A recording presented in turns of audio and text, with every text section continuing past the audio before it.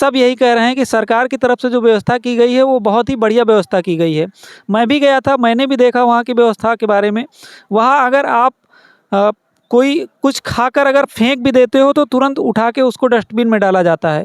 और वहाँ जगह जगह आपको पुलिस के जवान आपको मिल जाएंगे, सेना के जवान तैनात हैं, सीआरपीएफ के जवान तैनात हैं।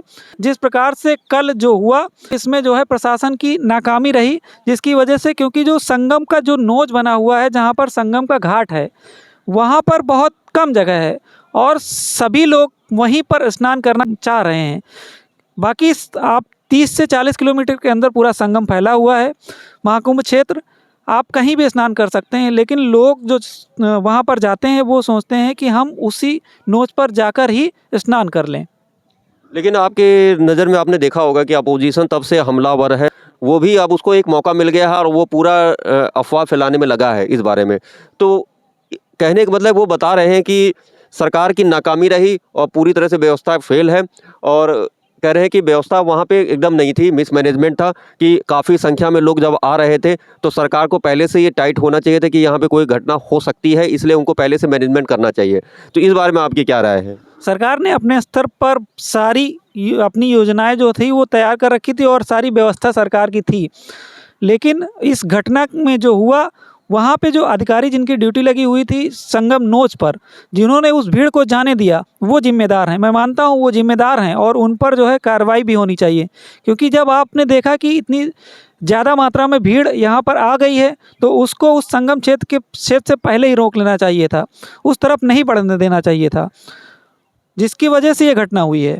अच्छा, आप तो वहाँ गए होंगे, तो आप लोग को वहाँ पे खाने पीने से रिलेटेड और जैसे वहाँ पे नहाने से रिलेटेड जो कोई दिक्कत है हुई कि नहीं हुई, ये आप इस बारे में ज़रा कुछ रिव्यू दीजिए। वहाँ का कैसा माहौल है, वहाँ पे कैसे मतलब कि लोग जा रहे हैं और लोगों को रहने खाने और पीने की कोई दिक्कत, अगर मान लीजिए किसी के पास पैसे की भी शॉर्टेज है तो वो क्या खा पी सकता है वहाँ पे? वहाँ बिल्कुल, वहाँ पर भंडारे चल रहे हैं, खाने की तो कोई दिक्कत ही नहीं होती किसी को। अगर कोई भी महाकुंभ में पहुँच रहा है तो वो भूखा पेट सोता नहीं है। इतने सारे भंडारे वहाँ पे चलाए जा रहे हैं कि कोई अगर भी भूख, सुबह का नाश्ता ले लीजिए, दोपहर का लंच ले लीजिए, शाम का डिनर ले लीजिए, हर 2 से 3 किलोमीटर पे एक भंडारा आपको मिल जाएगा। और रही व्यवस्था नहाने की, तो वहाँ पर जो है महिलाओं के लिए जगह जगह पर चेंजिंग रूम बनाए गए हैं। जहाँ पर भी घाट हैं, एक एक घाट पर आपको जो है 50 से 60 चेंजिंग रूम मिल जाएंगे। जहाँ पर घाट है वहाँ पर चेंजिंग रूम जरूर आपको मिलेंगे। तो ये जो वहाँ पे, आप भी तो जान रहे हैं, अमीर जनता के साथ साथ गरीब ही जनता जा रही है महाकुंभ में अपनी आस्था के आधार पे, तो वो भी स्नान करना चाह रही है। तो वहाँ पे जो लोग, जैसे गरीब लोग जा रहे हैं, तो उनके रहने के लिए जो वो लोग महंगे होटल तो ले नहीं सकते। उनके रहने के लिए प्रशासन ने रैन बसेरे का भी इंतज़ाम किया है, वहाँ पर लोग रैन बसेरे में रह सकते हैं।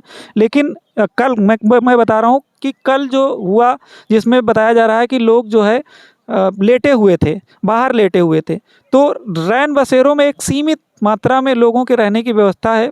और जब 5 से 10 करोड़ लोग एक साथ पहुंच जाएंगे तो उनको जो है कहीं ना कहीं अपना एडजस्टमेंट करना पड़ता है। और वही वहाँ के लोगों ने किया, जो कि आसपास में बैठकर कोई जहाँ जो जैसे पा रहा था वो वहाँ पर लेट जा रहा था।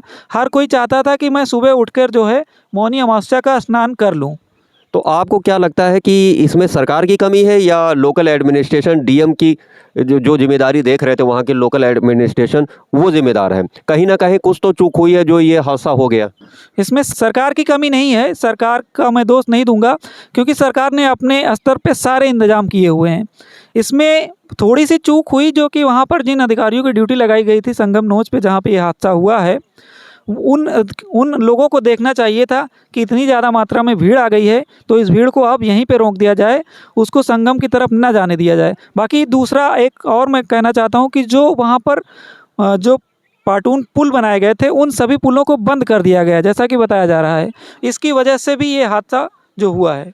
सुनने में आ रहा है कि ये किसी अफवाह की वजह से ये भगदड़ मची, तो क्या ऐसा नहीं हो सकता है कि इसमें क्या अपोजिशन का जो लोग चाहते थे किसी दशा में इसमें कुछ अव्यवस्था फैले, क्या उनका आपको नहीं लगता कि हाथ हो सकता है, या कोई जानबूझ के ये साजिश रची गई हो कि अव्यवस्था फैलाने के लिए? हाँ, वो भी हो सकता है, क्यों नहीं हो सकता है, क्योंकि सब जगह पर महाकुंभ का जिस स्तर से प्रचार हो रहा है, तो हो सकता है कि विपक्ष के लोगों को, लेकिन विपक्ष के लोगों को ऐसा क्यों लगना चाहिए, क्योंकि हर सनातनी का महाकुंभ है, केवल ये सरकार का ही महाकुंभ नहीं था, ये तो हर जितने भी सनातनी हैं उन सबका महाकुंभ था।